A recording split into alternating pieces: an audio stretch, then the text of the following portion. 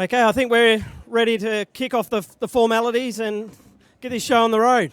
So I'd first just like to have a sort of a moment of pause to really understand that we're on the unceded sovereign lands of the Kulin Nation. And it's always important, as a proud Walbon Kamilaroi man, is that the protocols of acknowledging country and understanding the land in which we're on is really significant and important. So Indigenous people have walked this land for 67,000 years. So that the footsteps, the memories, the echoes of country exist here today. And we often say that you can concrete over country, but country still exists. The stories still remain in place. The narratives are there to be engaged with. And part of the role of what we often do is seek to make the invisible visible. And an initiative like this is really important because if we think and if we reflect, we've exploited country, we've extracted country, we're scarred country. The country is stained by the blood of Indigenous people, and it's important that now, as we think about this proposition and what we're doing tonight, is we're starting to think about how we heal country, how we restore country, how we amplify the connections to country.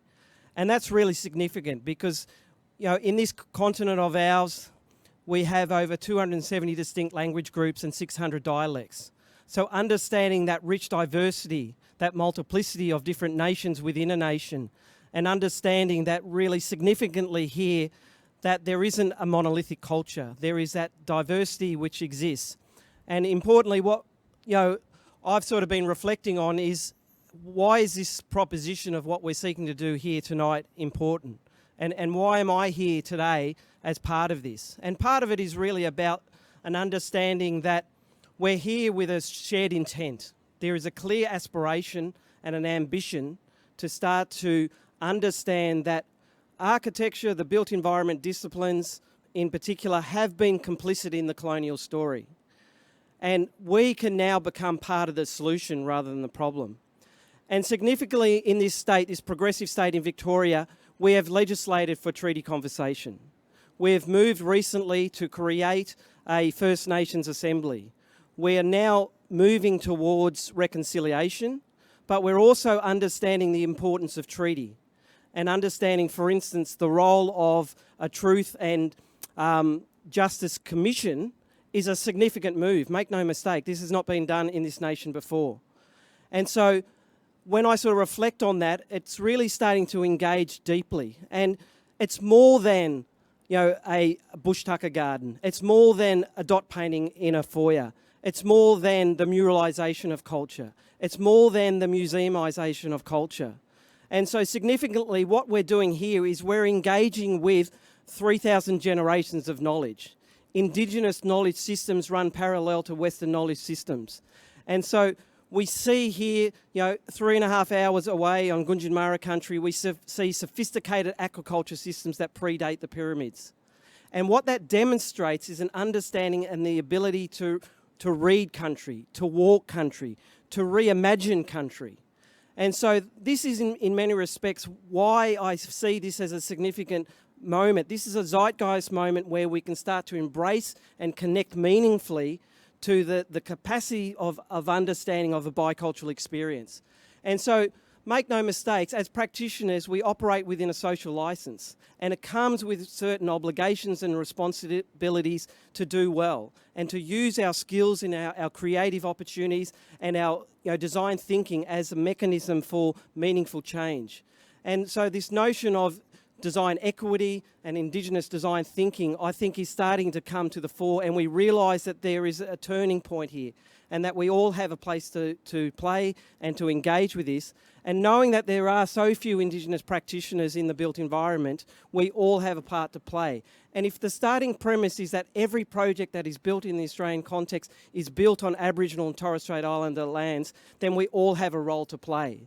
And so this is reconciliation at scale. This is thinking about and moving towards self-determination, and we start to really pivot towards having sovereign relations and understanding the importance of reciprocity and mutual benefit as well. And so significantly, how we start to do that is to ensure meaningful Indigenous voice and agency in the process of the realisation of built form outcomes. And significantly too, the notion of sustainability is not a word that I use. I very much focus on this notion of caring for country. And as Arnie Dai Kerr, Wurundjeri elder says quite eloquently, if you care for country, it will in turn care for you. And so all of these moves are underpinned by a clear ambition to start to think about our roles and our responsibilities. We're seeing it through initiatives like Architects Declare, where 1,000 practices across this nation have joined forces to start to say, well, we need to change.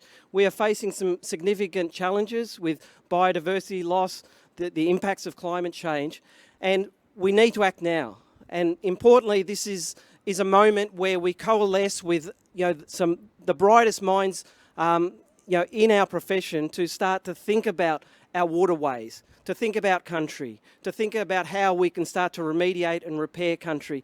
Understanding also that this is not a selfless act. This actually improves our lives and our livelihoods. It facilitates benefits as it relates to health outcomes. So we can see it starts to generate a much more integrated and holistic response in terms of how we pivot to meaningful design action, and not design just for the sake of design, but design to facilitate opportunities to start to understand the capacity of us as a collective to start to forge a new beginning. And New Normal is an initiative that I'm very proud to be a part of.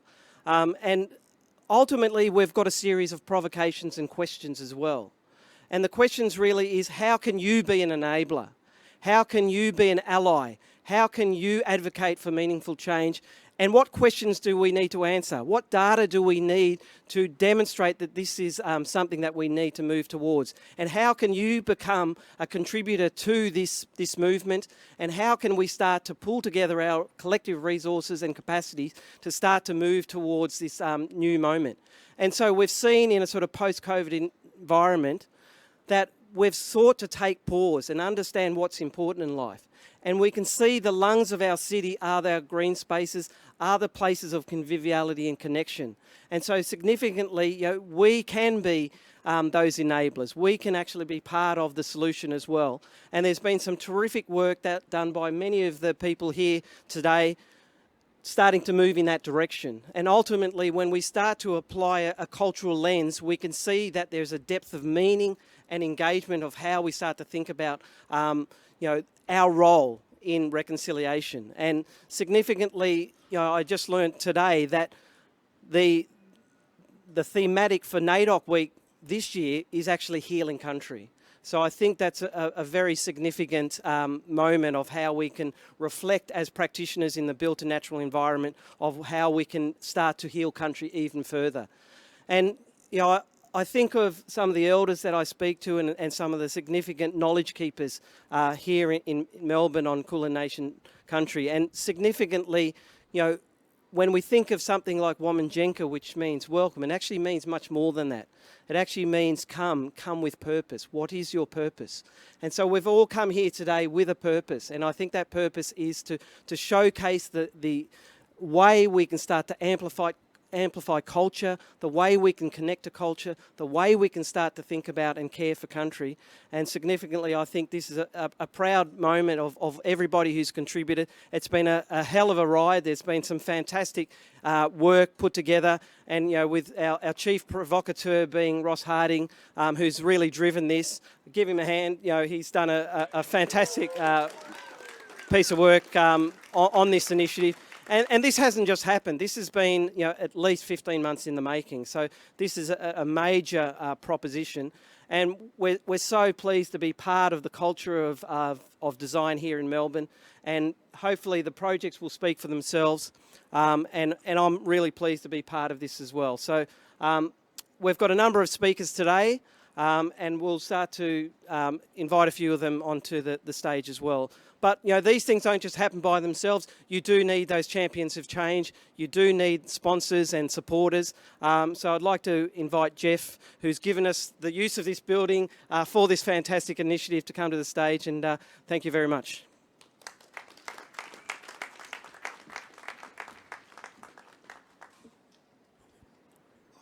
Hello, good night, ladies and gentlemen. Good evening. So I'm Jeff Shee from Golden Age. Thanks for coming. It's been a privilege and honor for me to be involved and sponsor this fantastic and exhibition event. So thanks for the NGV and funding Infinity and the Ross Hunting for this beautiful job. So I quite like the word's called new normal. Right, we are living in the very fast changing and world, and every day we're looking for something new. Then we'll become adapt to it. So I think the COVID just make a lot of changing faster. So we are thinking after COVID, for example, use office. What will be the new office looks like? So for me now, I like this part of the town. It's not only the Paris end, also this is where my business in the city start. 10 years ago, I developed the Sheraton Hotel in the Little Collins. This one is still the Little Collins Street as well. When I bought this site a few years ago, it's with a permit for another hotel. Robert will tell me more. I think we have too many hotels sometimes. So I decided maybe it's a good idea to change into the office. Then COVID hit. Then actually give us a lot of thinking. So after COVID, should we work from home or work from office? So I think people maybe still want to work from city, but maybe we don't need such big space sometimes. But people still want to in the best location with the best amenities. It happened that, and we have some small event last night already. I asked Ross. I said, Ross, when I introduce to you, how should I introduce to you? You want to like the engineering or the scientists or the bankers? He said, Jeff, you say whatever you like, right? So I think for the Ross, it's not only the great finance and the genius, also about the engineering. So Ross have a lot of the good ideas about the solar panels, energy savings. It happened that we have a lot of this in my new buildings as well. So it's been honor for Golden Age and for us to can contribute this a little bit small thing for the exhibition. So this exhibition will 2 weeks. The building will be go to demolish another 3 months. But I think the spirit, the story behind it will be last forever. So thank you very much again and enjoy tonight. Thank you.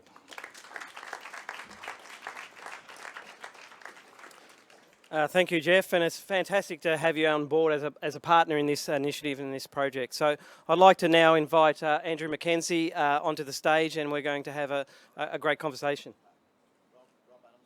Oh, sorry, no, I actually wanting to invite Rob Adams on board, who's going to give us a bit of a presentation and I guess contextualise the role of the city and the role of the City of Melbourne as being a clear leader in terms of how we shape our cities and considering particularly where we were to where we are today. And there's been a market shift, particularly under the stewardship and the fantastic leadership of Rob Adams as part of the City of Melbourne. So please come to the stage. Thank you very much.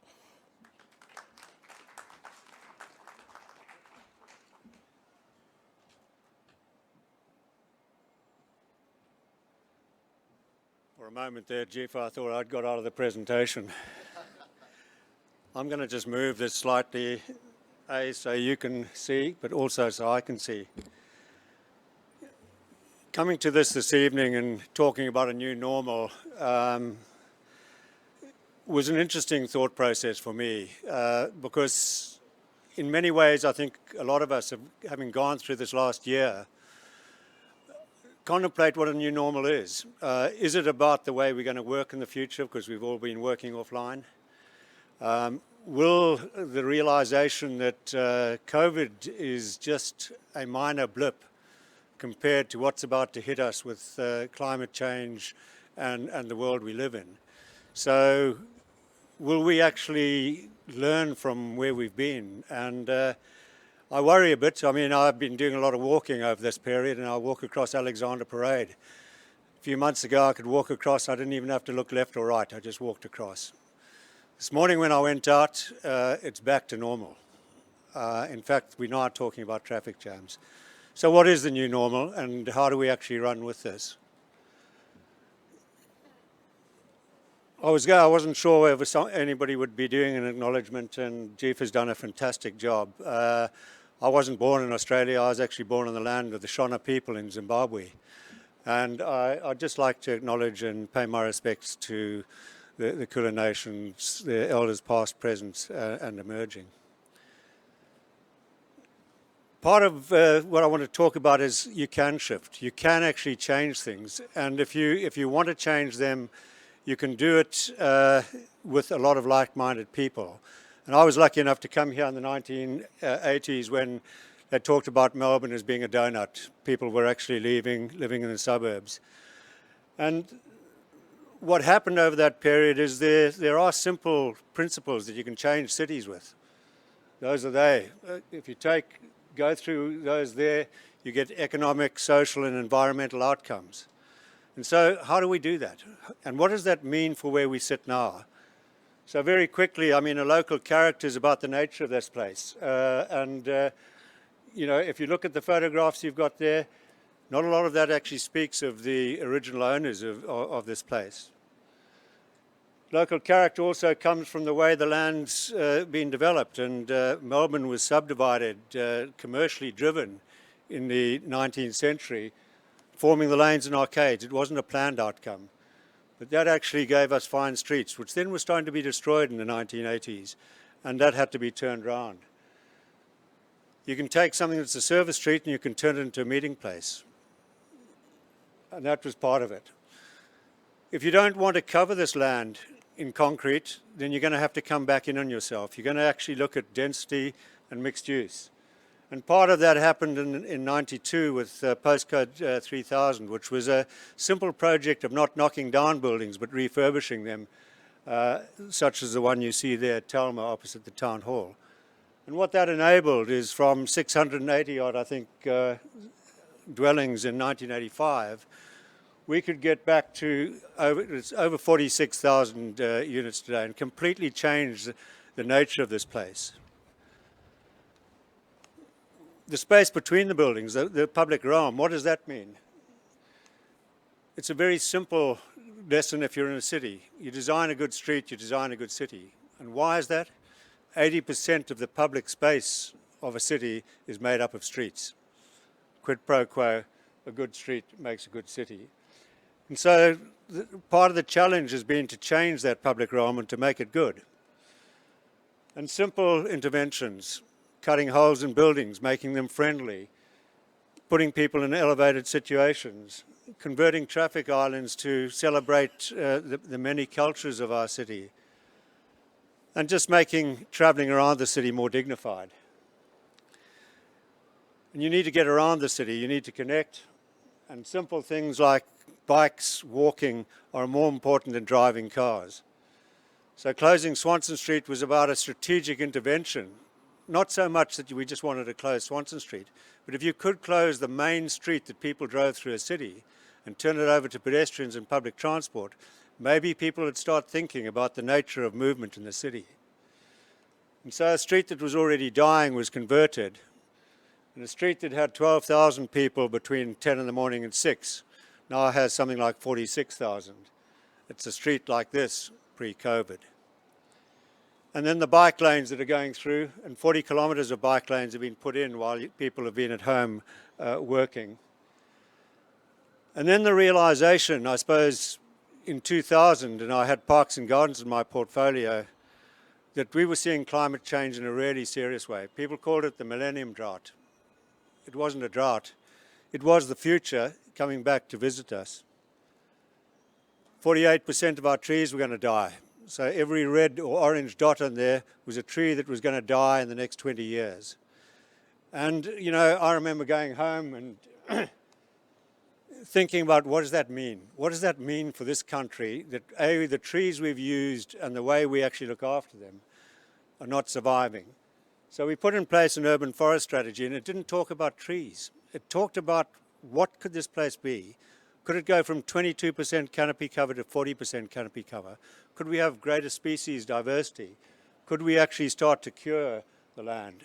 And part of that was about communicating with the public and not talking about trees, but showing them where the trees are, allowing them to access that via the email. And they started writing to the trees. Not something we didn't expect, and we started responding. And that went global. That went around the world and became viral. But we can't do this if we don't actually do it together. And integrated action, you can see there what's happening to the water in Victoria. Less of it, more frequently, in terms of what we've seen in the last couple of weeks in New South Wales, or a couple of days in New South Wales. So how do you treat water? How do you collect it? Take the runoff. This is in Royal Park, collecting it coming out of Brunswick. Purify it and reuse it. Take it off the street, put it in the soil where you can store it and purify it. Put tanks under roads so you can actually purify it in the middle of the road, and this is in East Melbourne, Darling Square. And even in your historic parks, you can dig holes, put 5 million litres of water under, and return more land back into parkland than you had before, without having to pay for the land itself. Or you can just put medians in roads. You can make impervious surfaces. You can get the water back into the water table and put tanks in strategic locations so you slow down the overland flow. You can adapt a city. We've taken 80 hectares of asphalt out of the city and turned it into green park space. And it's small roundabouts like the one you can see there, which are 500 metres, turned it into 5,000 square metres of parkland. Or what happened at Burrung Ma, which was the removal of the railway lines, and a vision that came right from the 1980s of how could you actually increase the parkland. And when we got there to design a park that reflected what had happened before in there, the way the water could have cut through, because the water used to flow into that park, and the rail lines that went through it, and the memory, and a landscape that's now evolving, there's more of this place and less of Europe. Simply taking asphalt out, increasing footpaths, planting trees, removing cars from one side of the street, widening footpaths, closing down half of Southbank Boulevard. By closing the Queensbridge Square when we had the Commonwealth Games, and everybody thought that was a great idea, well, that was the half a tunnel trick, because once you've stopped the street, 30,000 cars went to 15,000 cars. And then you could start taking all of that space out and turning it into parkland. So this becomes this, and that's today outside the Melbourne Theatre Company, where landscapes are going in. And by the end of the year, that will be almost complete. There are 10 parks going in at the moment, closures of Market Street and others. All of that is about transforming. And then there's the buildings. And CH2 was a building that it was experimental. It was experimental in many ways. But one of its biggest credits was it used fresh air. The most important thing in that building is you could open the windows, you could night purge, you could cool it, but you put people in a fresh air environment. And I couldn't help but sit during COVID and think, we're going to encourage people to go back into offices, and yet 99% of them are in unhealthy places. We blow the air in at the top, we circulate it around, we let everybody have it, and then we take it out. We've got to start thinking about how we in fact design our buildings. Docklands Library, all timber, and other projects we've done, the bowling club which actually gets its heat from underground. So sitting there in COVID, we've gone through an initial stage of saying, how do you recover? And there have been some really good initiatives, helping artists, helping businesses, taking back the parklets, etc., 40 kilometres of bike lanes. All of that's happening. And you can see where it's happening there. I worry, though, about whether that's enough, whether that's going to take us to the new normal. And I got to thinking about Kate Raworth, and I went back to the donut of 1985, which was the central city. And the question is, so what's the donut for this metropolitan area? How do we not break out of the city? How do we not break out and start taking more land and concreting it? How do we come back in? How do we make the economics work? And I've told the story before, but I reflected on this when I was a student at Cape Town University, when I travelled in 1969 and I saw the universities expanding, went back to Cape Town and they were stuck on the side of Table Mountain, and asked the planners, what were you doing? They said, we asked a different question. The question we asked is not how do we build more, but how do we use the stuff we've got far better? And what they did is they re-timetabled. They found the lecture theatres were being used for 17.5% of the day. They haven't built anything on that campus of any significance in 40 years, and they've trebled the student population. So why couldn't you do that for a city? And the fact is you could. We did the study back in 2010, And we took Melbourne to 10 million without going any further out into the fringe. So none of those blue hatched areas would be occupied, and you'd come back in on yourself. You'd use the infrastructure, because what Griffiths University was telling us was the fringe people were battling. They were battling in many ways. Their city wasn't walkable. Their mortgages were vulnerable whenever you had a downturn. There was family violence and abuse, and a lot of that was happening on the fringe. And people were actually not healthy. They were not walking, they were sitting in cars, and it was costing, in obesity alone, $58 billion a year to Australia. So how do you come back in on yourself? And the answer was, you put your infrastructure, your development in and around the existing infrastructure, not on greenfields. You've got lots of activity centres, and you could put close to 900,000 people on those. You could put them along the corridors where you've already got your infrastructure. And we've got a fantastic system of trams and roads and railway lines. And new technologies emerging. So the tram that would have cost us a fortune is now this tram in China. It's called the trackless tram. Looks like a tram, is a tram, hasn't got any tracks. It runs on those white lines.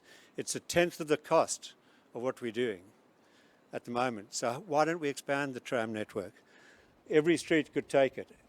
So we went through and looked at every parcel, and most people know this. We found that there's about enough area without changing heritage and all of that on your tram line to get 2.5 million people living on the tram lines. Taking areas like that with expensive infrastructure and putting dwellings alongside it. Dwellings like this that have gone up. So what is the new normal? If you take those areas and you put your corridors in, and then you start to build around that, you build the infrastructure that people can walk to, where they can actually meet people. But you don't build in the in-betweens. You don't add in or increase the density there. You go to some secret weapons. You go to coffee and local. And one of the nicest experiences that happened to me over that period being locked down is a young baker I met, French, and she was delivering bread. And we met her in one of the local shops, and she would deliver your bread. So Martine rocks up every day, twice a week with her loaf of bread. And we got to know the intimacy of people. We got to know rediscover our relationship with people. Trees, water tanks, rooftop top solar. Where would you put that? So coffee is one of the secret weapons because it's what we all meet about. And you've seen an expansion of the coffee bars in central Melbourne. The footpaths have become meeting places. They've also become places to plant trees. Think of the area in between all those high streets. If we did nothing there except increase the urban forest, collect the water, put solar on the roof, you would change the city dramatically, very quickly. It's a collective action. It's not everything that this fantastic exhibition talks about. But we've got to be committed to doing that. We can't climb back into our cars in 2 or 3 weeks' time and bluff this never happened. If we don't switch now, then when are we going to switch? Thanks very much.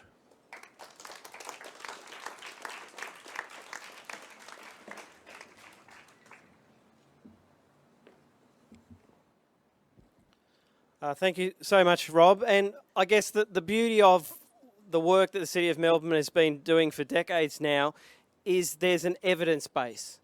Nothing here is done in a vacuum. It's really using the data, using the evidence, understanding the value of research to really demonstrate the capacity for meaningful change. I'd like now to invite Andrew Mackenzie, who's going to really start to engage with this conversation a bit further through a panel discussion. So thank you very much. Okay, thank you very much. Before I invite our guests up for a quick conversation, I wanted to just kind of reflect on the fact that just over a year ago, I met Ross in his living room with about 20 other people crammed in there. And he had this slideshow that started off with, $100 billion, yeah, we can do this. And I thought, okay, who's this mad professor? He's looking a bit mad at the moment. But in all seriousness, when he talked about this idea of new normal, I don't think any of us in the room or any of us here now knew how much last year would change everyone's normal. And in the sense that it has changed everyone's normal, it creates a tremendous opportunity. Because things that we thought were locked in place, things that we thought were immovable, we suddenly realized are actually very, very, very immovable.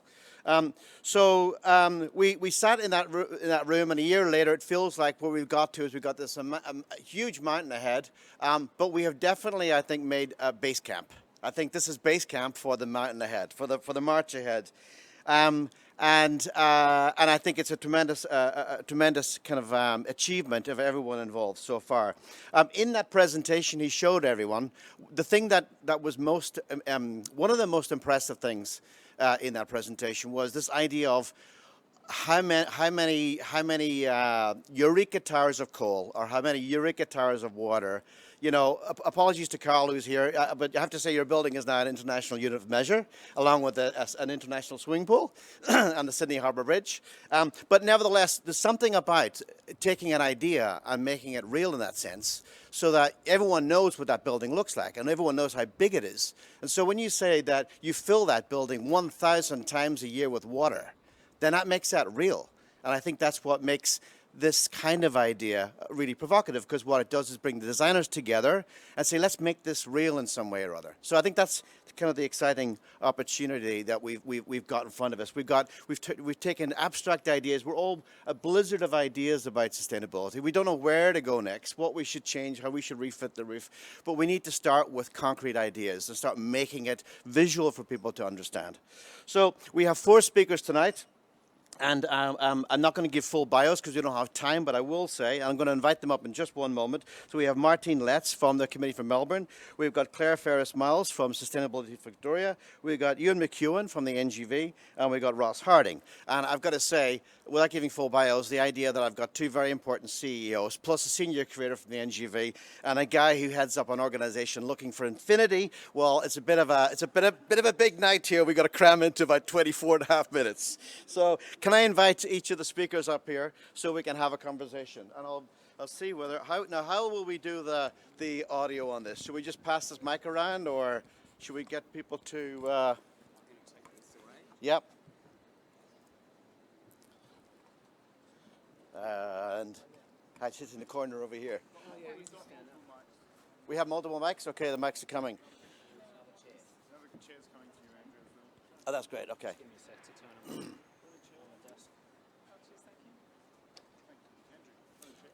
1, 2, 1, 2. All good? Well, I'm going to pass it, actually, in the interest of keeping things moving, I'm going to pass it straight to our first. So the structure is we're going to have each of the 4 people are going to talk for about 2 or 3 minutes, just some very kind of high-level thoughts around what they do and how it intersects with new normal.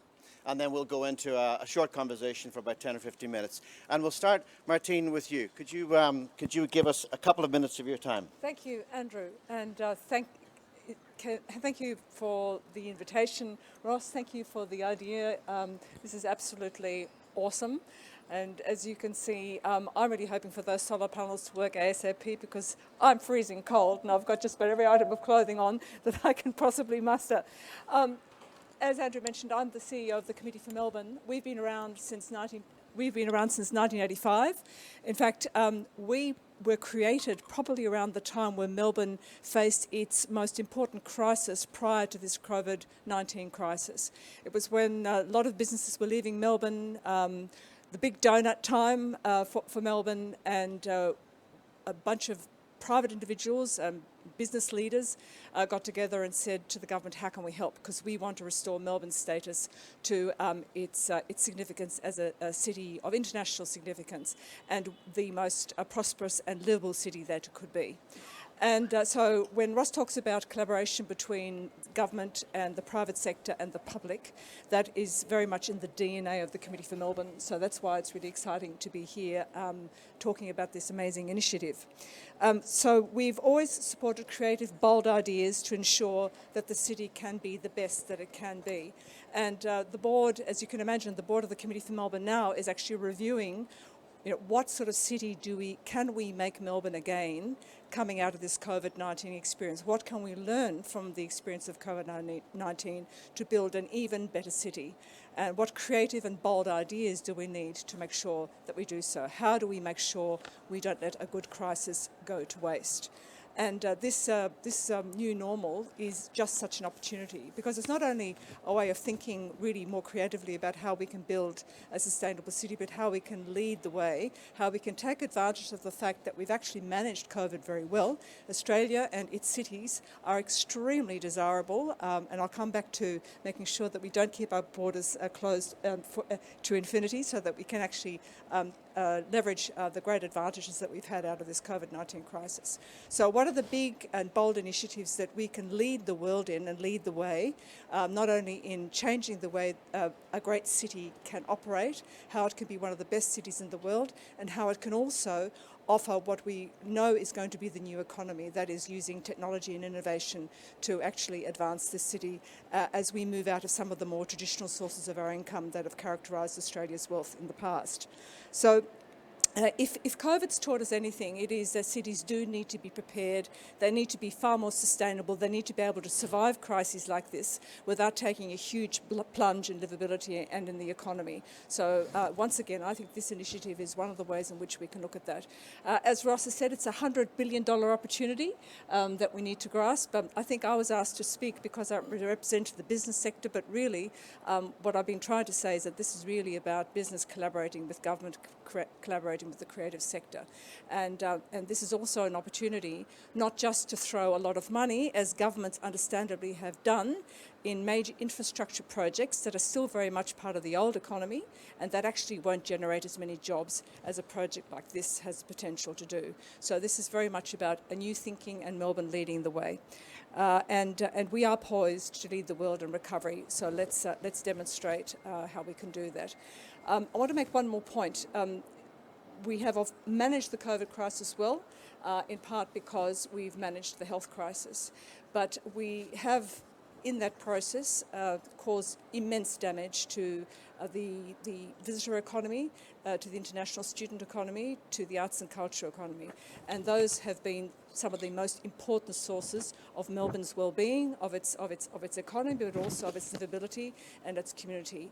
We need to open up as quickly as possible. We now know how to do it safely. We need to welcome the students back. We need to recreate Melbourne, because Melbourne, people say Sydney is an international city, Melbourne is a global city. And our richness and our strength comes from our diversity and from the contribution that all those cultures and the students make to our city. So let's be absolutely open-minded about this and try and bring our borders down and welcome our students and our new creative talent, because one thing we're going to need is skills.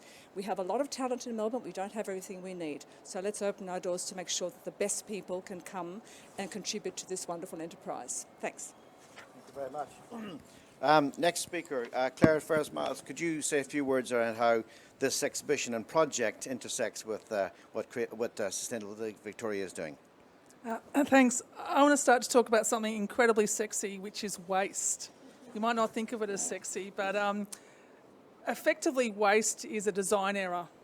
And great design means that we don't have waste. And I think everyone sitting around here today, what you're sitting in is actually everything you see around you, everything we produce and everything we consume is a resource. And we need to value it more. And everything here will be reused, reimagined, repurposed. And so effectively you are sitting at the moment within a circular economy. So it is about rethinking, reimagining, not thinking about a disposable society where things get thrown away. It's about actually using our imagination about how we use our resources and how we can repurpose them into new products, new markets, new materials. We've got a fantastic thing at Sustainability Victoria in terms of the Victorian government has a $515 million policy called Recycling Victoria. And the reason I'm here today, which is, thank you very much, Ross, for the invitation, is that at SV we want to be a patron of great ideas. We want to be a patron of design. And we have some fantastic money in terms of innovation, new ideas. And so really the invitation for everyone here is come and talk to us about what idea you have, And really, for us, it's about a decade of action. It's not about waiting for zero net emissions by 2050. It's really about thinking now, moving, and actually delivering action. So I'm really looking forward to the conversation. Thank you. Ewan McCune, Senior Curator at NGV, and probably the third or fourth event that you've been to the last 4 hours, so he'll be rolling by now, I think. Ewan, a few words from you. Okay, well, when I met Ross, he had this wild fire in his eyes, and we had this was a couple of years ago, and the process that ensued was a process of trying to help, which is my role, an interesting person to do something interesting and something worthwhile. But also for me personally, I think when we think about this as an architectural proposition, I'm very interested in the fact that when we talk about the new normal, we have to also think about what is the old normal. And the old normal, or the current status quo, is that architecture extracts very much. So it's sort of through the last century, through the growth of modernism in the 20th century, we became comfortable with the idea that large buildings could emerge in cities and whole cities could emerge without any responsibility for the architects or the people who made those projects arise for where the materials had come from, what lands they had been extracted from, what people that had been affected by that extraction, and this whole complex supply chain that now wraps around architecture and design as disciplines. And this sort of narrative that is perpetrated, and I have perpetrated it, which is that design is an inherently good force, is really something we need to question, because design might bring utility, or it might bring ergonomics, or it might bring health benefits to people, but it is a long, complex and entangled system which we really need to completely reevaluate. So the new normal for me is an opportunity for us to have this conversation, to sit amongst ideas, and really to sort of think, what is the agency of the individual practices? Every time a product is specified, every time a detail is detailed, every time something is sent out to tender, that has a flow-on effect which now wraps around the whole planet. And we can see this ship sitting in the sand in a canal on the other side of the earth that blocks the whole global supply of goods and services.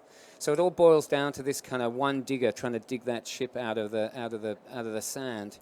But you know, Melbourne Design Week and the theme, Design the World You Want. Design the World You Want is also don't design the world you don't want. And I think we need to ask ourselves the question, are we continuing to design the world we don't really want? Because we say it's our clients' fault, and because they didn't ask us to do something better. So this is about individual responsibility. I have a responsibility to make a contribution, and I'm trying to do that.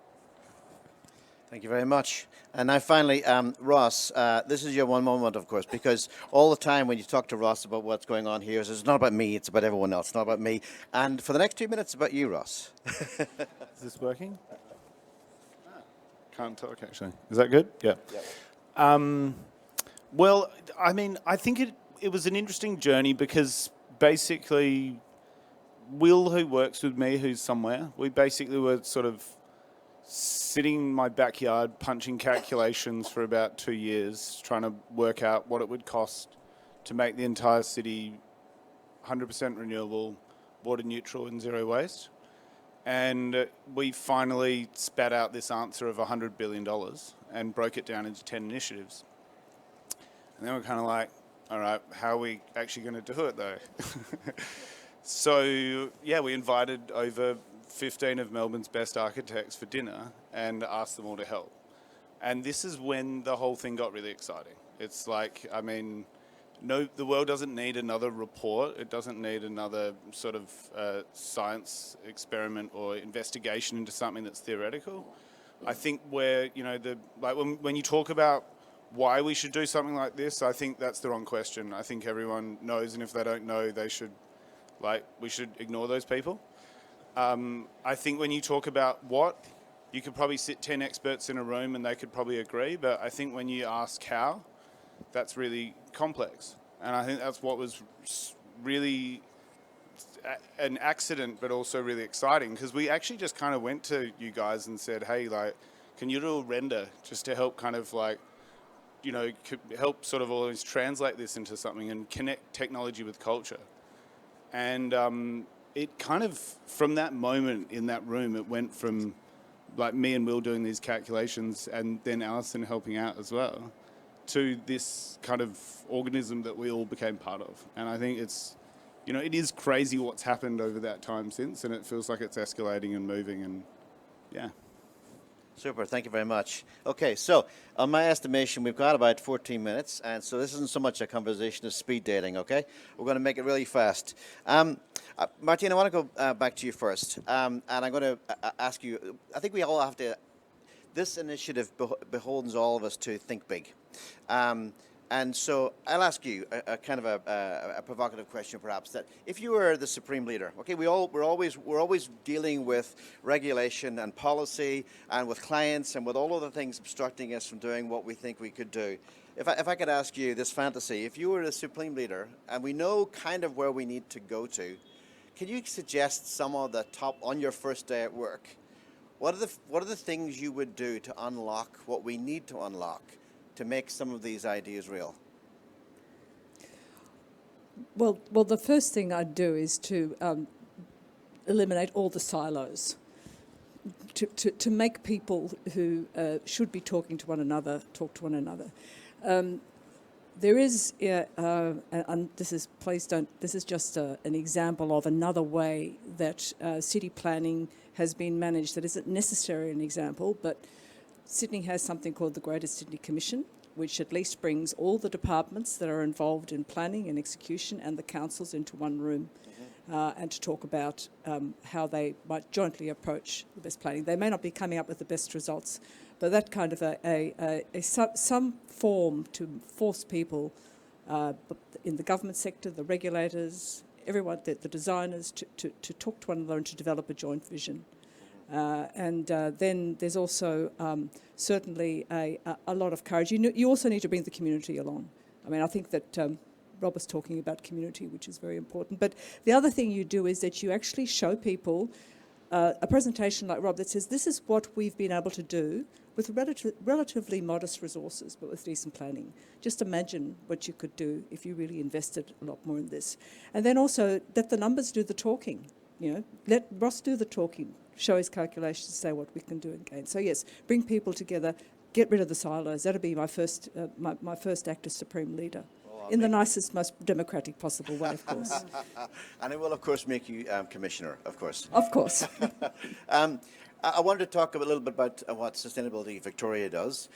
You mentioned that, obviously we all know it's been around for a long time, and before that it was DSE, and there's been a whole kind of journey of priorities and working out what to do next and how to do it, etc. You mentioned, of course, also that you've got some resources and that you want to partner and work with people, etc., except there's also 1,001 different ideas and 1,001 different organizations. Without getting into too much detail, broadly speaking, how do you actually make decisions around what should be funded right now? What's a priority? What when you open up that email and you get someone talking about it, what are the things that make you think this is something I need to look into, as opposed to it's been there, done that, it's not going to work? What are the kind of ways that you approach that challenge of lots of problems, lots of issues, lots of opportunities, and then a limited pool of resources? Yeah, I think it's looking at risk appetite, so that you're always looking at trying to invest across the full spectrum. So looking at some high risk propositions, some ideas that probably or could fail, and then sort of also investing in things that you've got more confidence in that will deliver an outcome. So I think government generally probably has too low a risk appetite, and so we actually need to increase our idea about what's successful, accept failure, and just really step forward to invest in some good ideas, knowing that actually not everything's going to pay off. The other thing I'd say is also around sort of the audience in this room is this is not about achieving perfectionism. This is actually about every step is important. And so it's actually giving things a go, using evidence, testing the ideas, and then really looking at the idea of start up to scale up. So if you've got a good idea, well, what's the next step to take it to scale? So that's one thing. We've probably in the past had a very low conservative risk appetite, so we've only funded proven concepts, and the recognition is actually, as said before, proven concepts isn't going to change where we need to go, and so it's actually about really being a patron of innovation and ideas. Thanks very much. And one of the reasons I will keep this reasonably tight is that all of you can go and ask her more details after we get off the... After Ross. After Ross, exactly, yes. Ewan, obviously with the programme this week and also coming up, but also last year and previous years, the NGV clearly, significantly through your own leadership, has been pushing an agenda around design that's not necessarily typical in a lot of the conversations. If you pick up a design magazine, the things that you've been talking around, like waste and like ethics, are it's always there a little bit, but it's not always there at the forefront. Whereas you're pushing it to the forefront. Is the public receptive, and how do we know? Well, I would say that the public have not been receptive to the way that design has been communicated previously, because it just boils down to this idea that it's just a very basic aesthetic conversation, which is, I mean, I had a conversation with someone last night who's trying to help the federal government look at their trade policy on the importation of copies, for example. So the design conversation has effectively created, as it stood, created lots of problems, and also proliferation of too much stuff we don't really need. So look, yeah, I mean, the reality is over design, it's a good example. Like we now focus much more on problems that the public understand, and they're common problems that we all face as communities. So one of the initiatives we undertook was a program called Waterfront, which we developed with Open House Melbourne, now Centre for Architecture Victoria. Like, if we can't swim, I swim in the Yarra all the time. If you can't swim in the Yarra River, what does that say about our city in a cosmopolitan, sophisticated, highly developed and wealthy city? These are fundamental issues that the public totally understand. Waste, we're drowning in waste. We don't recycle properly. We're shipping off our waste to third world countries. They don't want it anymore.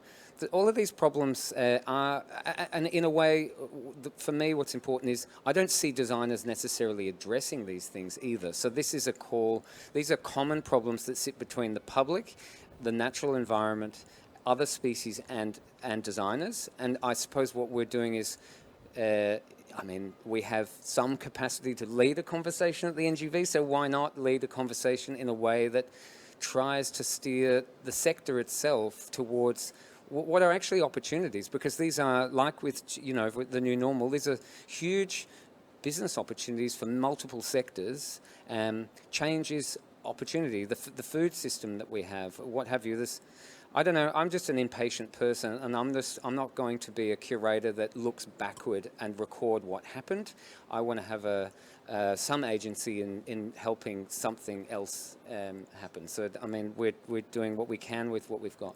Thank you, Ross. So you've got to this. You got to the base camp. It's very exciting. It might seem an impossible thing to think about, but exhausted as you might be, I'm trying to save you from tomorrow morning thinking, "Oh my God, what am I doing next?" What is the next step? Do you think we've got here this far? We want to raise 50 mil in the next week, pretty much. Or Claire, Ross, or Ross, tonight. Yeah, no, we are. I think some people have misunderstood what we're doing as a vision or like a selection of ideas, but these are projects that we want to get cash for and sites for and build them, basically. So we're seeking sites and funds for all 15 projects by the end of the year.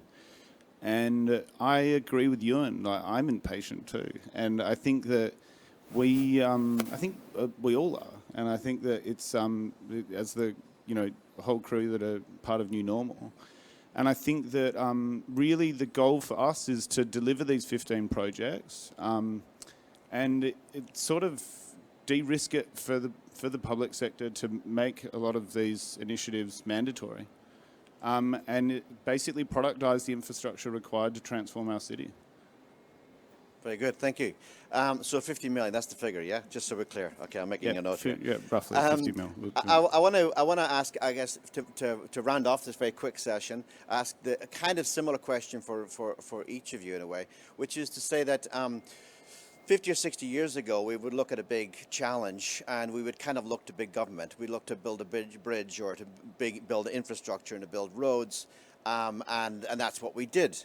The last 10, 20, 30 years, we've seen a gradual move towards these kind of partnerships, Martin, you mentioned, between public sector and private sector. Sometimes it works very well, sometimes not so well. But I'm interested in what each of your thinking is around what the balance of responsibility lies, or how we conceive of this sometimes quite difficult relationship in terms of initiating something like this. Because clearly government isn't going to just do it by itself. The private sector isn't going to just do it by itself. We need to have genuine collaborations between the two. At the moment, as Ross's document starkly shows, despite the fact 30 years of almost unimpeded growth in economic wealth, we are one of the worst in many regards. So we have a big problem to still deal with. It's not quite getting there. So I just want to finish off by asking each of you to reflect a little bit on that balance between where that agency lies between public and private sector. And Ross, just to pick up from you before we leave you, to reflect a little bit on the last year, the conversations you've had, because you have had conversations with public sector and private sector, with a whole, I'm sure, with hundreds of people. What are your reflections on that kind of not particularly easy balance, and how you work out where responsibility lies, where agency lies, one versus the other? Yeah, I don't know. I try not to have opinions, but sort of base it on facts. And we've just been looking at what's going on around the world and how it's happening in other places. And if you look at Copenhagen, Copenhagen is targeting zero carbon by 2025 for a $40 billion transition, and 99% of those funds will come from the private sector. And so, I mean, would love some support from the public sector, but not worried about waiting for it either. We'll find it where we can get the cash for it, and we'll get on with it. And I actually think that there's a great opportunity to work with developers and integrate a lot of these initiatives into projects. We're all working on these kinds of projects anyway, to integrate these projects into things we're already doing. But we're also finding a lot of interest from local councils. Local councils have a lot of sites and funds to do these projects. And then also making friends with some people in state government that are trying to, help us find ways of actually realising some of these projects too. And I think a lot of the intention behind a new normal and the way it was designed was to make it accessible for everyone to be able to be involved. It's sort of, we want to bring together the public sector, the private sector, and the people of Melbourne to deliver this thing. Great, thanks. Claire, from your perspective, in a sense representing the public sector, where have there traditionally been blockages or difficulties? How can we get the relationship between private sector and public sector working just a little bit better? What are your thoughts? I think it's about leveraging our different strengths, so it's not tripping over each other. I'd say government's best when we are, filling the gap when things aren't commercial, so providing incentives, especially when we're trying to deliver new policy. So if there's development projects and we're trying to incentivise, recycled content in materials, I think government should fill the gap to make it commercial. You can't quite get the project across the line, and then once it's become embedded across the sector, we get out of the way. The other thing I think that government could do more of is in the planning system, particularly in the built environment, is how could we fast track and incentivise projects that are delivering, in terms of donut economics, really have environmental and social credentials, and how do they sort of leap the queue, and so that we're sort of providing really clear incentives to get the type of growth and the type of development we want. Super. And Martine, from your perspective, obviously there's lots of, I saw you looking at the exhibition earlier, there's lots of different ideas. What are your thoughts around how we could enable the private sector and public sector to enable these things to happen? I think, first of all, I agree completely with both what Ross and Claire have said, and just building on that, there is government can be an enabler, or should be an enabler. Sometimes government actually needs to get out of the way. rather than be a blocker. So, and then also enable us through looking at regulatory regimes, taxation regimes, the kinds of incentives that the private sector might need or want to in order to make something worth their investment. There's a lot of money looking for projects. There are a lot of Australian super funds that don't invest in Australia because there are no projects to invest in. They're doing all their investment in places like Northern Europe, in harbours, in Copenhagen and other places. So create the conditions that will let that money flow to invest. And as Ross also said, the private sector is leading the way, for example, on things like, look at the insurance industry and what they're prepared to insure anymore, taking into account the fact that the climate is changing. Look at the mayors of American cities that went ahead and did environmentally friendly projects, despite the fact that Trump wouldn't talk about the importance of government policy, advanced policy on climate. So harness the energy that's there. Help people invest by helping them with taxation regimes, with regulation. Don't get in the way. Be an enabler. Don't be a blocker. Wow. The thought of super having to go overseas to do these initiatives seems extraordinary. Why is that? Like, what are the reasons for that? Part of it's a function of size. That there's some of we are, even though we're 25 million, we're not big enough. But it's also an absence of vision. So, for example, one of the things that the Committee for Melbourne did some research on and published a report on early last year was the advantages of creating an Eastern Seaboard mega region. Because if you make our cities better connected through better infrastructure, through better housing, through a joint approach that could help also disperse our population so we don't all get crammed into our major, because we are so highly urbanised, we do have most of our population in the big cities. That is not sustainable in the long term. How can you make Australia more sustainable and more investable? And one of the ways you could do it is by creating a region that is connected along the eastern seaboard via a very fast train and via other kinds of joint initiatives. That's a very big idea that would make Australia a much more investable destination. Thank you very much. I told you we'd get some big ideas happening here. Ewan, obviously, when you're working with designers, they are, by their nature, reliant on the market because they are working, in most cases, they are reliant on a market, or they're looking to markets for where they can do their work, because no matter what you do, you need a client. Do you think that there's a buoyancy amongst the design communities, that there are clients, future-focused clients out there? Or is it a real struggle still? I had an idea for the first one. Can I say that first? Yes, sure. Okay, we need a federal government who accepts that climate change exists, which would be a first step. We need to ban coal and exit the carbon economy as a nation, as government policy. Like that, we're talking about little details. These are the big moves, and then we need governments to, as the Victorian government has done, and I commend them, to increasingly ban things that are completely unacceptable in our environment. Single-use items and other materials that exist, petrochemical plastic cladding systems, all kinds of things. There's so many things that exist because the market allows them to exist. And this idea of the balance between the private and the public sector, the private sector has successfully transferred responsibility for most of the problems that exist in our environment onto individual citizens. So we all feel guilty when someone else actually creates the problem, we buy it, and then we own it. So I think that whole system, and government has a very, very important role in changing that with policy.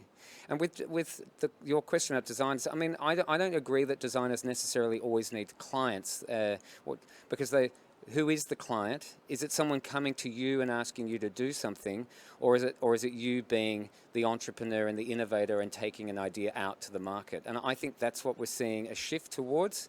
If designers are just going to sit there and wait for people to come and ask them to do something, then they might get lucky and get a really good brief, but fundamentally we need designers to shift, and much more in the product design realm in Australia. There's this shift, a lot of innovation, a lot of local industry, and we see that increasingly in architecture. So architecture-led developments, these collaborative projects, bringing on other finance and things like that, that's the shift for me.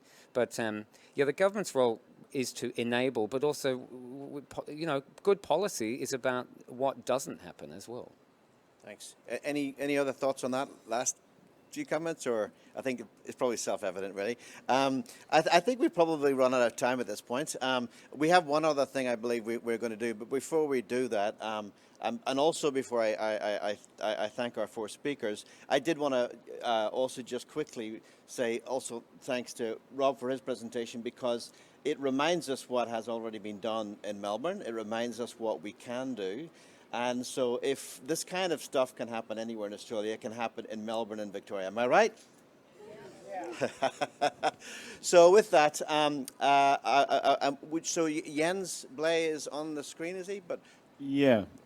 So funny enough, through this whole process, we've been kind of going in parallel with Hamburg. And New Normal got funding in Hamburg recently with this guy, Jens Blay, out of Hafen City University. So he's just going to say a few words next. Before we do that, could we just thank Ewan, Martine, Claire and Ross for joining us tonight.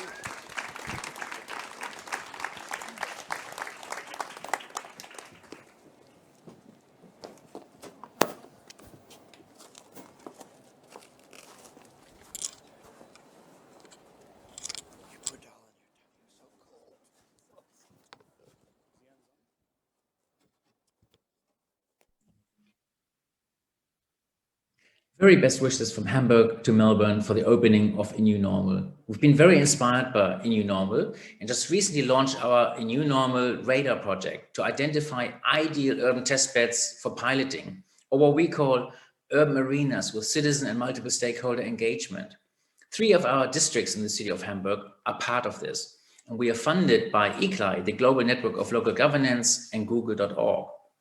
Beyond that, we are part of a Nordic Lighthouse region to develop urban arenas exactly in this kind of topical environment. A New Normal is key to that. And finally, last but least, we are part of the new European Bauhaus initiative, staging conversations leading hopefully to a pilot region with A New Normal a significant component. So enjoy the evening and enjoy the opening.